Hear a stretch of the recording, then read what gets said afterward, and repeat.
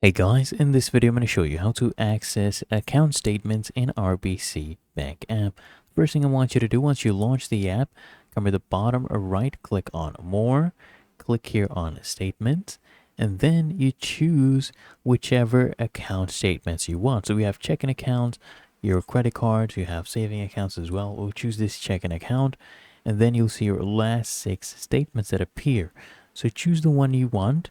So let's say we want this one, you select that, and then you can go ahead and zoom into your statement if you want by swiping your 2 fingers and sliding that there on the screen. And you can of course just come here and close this as well if you want. And you can of course just come here to accounts overview and click on this one as well. You can click on view statements. You can go through here as well, different ways to go about this, and of course you can print it out if you want.